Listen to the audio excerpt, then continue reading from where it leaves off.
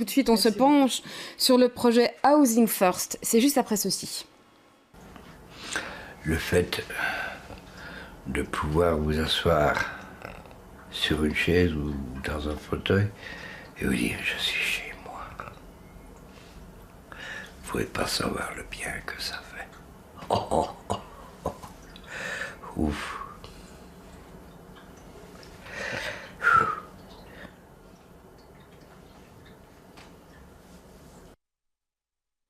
Voilà, on a le témoignage de Luc, qui est l'une des personnes qui a été relogée grâce à ce projet Housing First. Bonsoir, Aline Strands.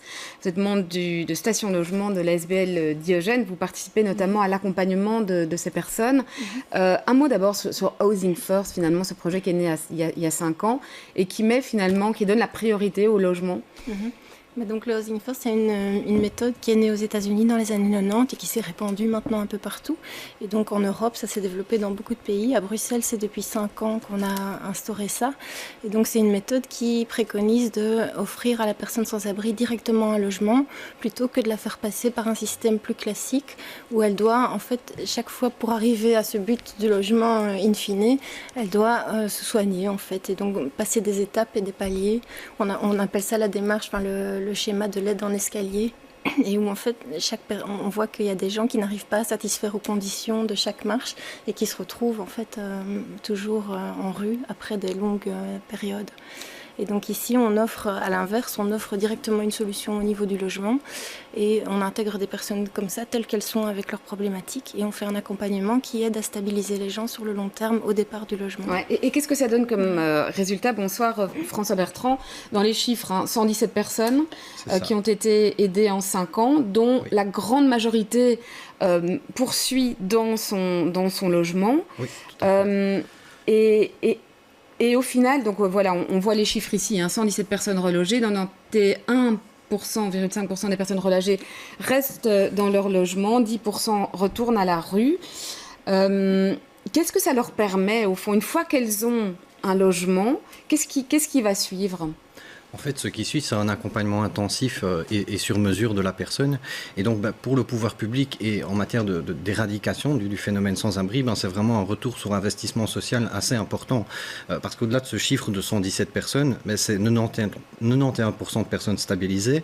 Mais on voit que ce chiffre augmente puisque c'est 80% les 2 premières années pionnières et ça passe à 97,5% ici jusqu'à 2018. Donc, il y a vraiment un résultat probant. Maintenant, on est dans une première étape aussi. Le pouvoir régional, le pouvoir et la COCOM ont soutenu cette initiative durant cette législature. Il va falloir aller plus loin. Ouais, et on va revenir sur la question du financement, mais d'abord, Aline Strands, comment vous fonctionnez? Comment fonctionnent les équipes qui sont impliquées dans ce projet-là? Il y a plusieurs ASBL, dont vous, Diogène. Donc sur Bruxelles, il y a 4 équipes différentes. Les projets Housing First ont été montés au départ d'institutions qui faisaient déjà partie du secteur, qui étaient déjà dans ce secteur de la lutte contre le sans-abrisme. Diogène, c'est une équipe, par exemple, de travailleurs de rue. Et donc, on a monté le projet pour répondre à des besoins qu'on constatait sur le terrain.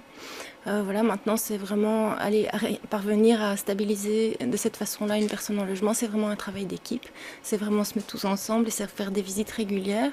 On est très dans un lien proche avec les gens, on les connaît bien et on n'y met pas de conditions au suivi.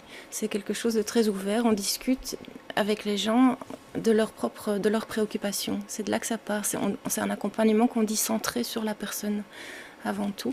Et donc on évolue au fur et à mesure des demandes en fait. On fait surgir aussi ces demandes, on travaille la motivation de la personne au changement. Et donc l'évolution, elle se fait sur un long terme. Ouais. Quelles sont les difficultés, François Bertrand, notamment au niveau des bailleurs? Donc une grande partie des logements proviennent des AIS, sont gérés par des AIS. Il y a une partie importante aussi qui provient du privé. Quels sont aujourd'hui les freins de ce projet, de la réalisation de ce projet? Alors c'est justement que dans cette étape pionnière, il y a tout un travail de collaboration qui a pu se faire grâce à la coupole Housing First, donc qui rassemble l'ensemble des acteurs. Mais alors le souci, c'est qu'à plus longue échéance, il faudra davantage capter de logements, que ce soit dans le secteur privé comme dans le secteur public. Or, on sait que c'est une denrée rare. Après, paradoxalement, l'étude communale récente démontre qu'il y a énormément de logements vides. C'est l'équivalent en superficie d'une commune comme la commune d'Ixelles. Et donc, effectivement, cette collaboration avec les partenaires publics et privés sera vraiment primordiale pour offrir ce service innovant à un public plus étendu. Parce qu'il ne faut pas oublier qu'au niveau des dénombrements de la Strada, on assiste à un doublement du phénomène entre 2008 et 2017, puisqu'on a près de 4000 personnes maintenant dénombrées en situation de sans-abrisme et de mal-logement en région bruxelloise. Et comment vous voyez l'avenir, justement? Vous demandez une plus grande implication maintenant des pouvoirs publics. On parlait tout à l'heure de la question du financement de ce projet. Oui, tout à fait. Donc ça a été en débat cet après-midi.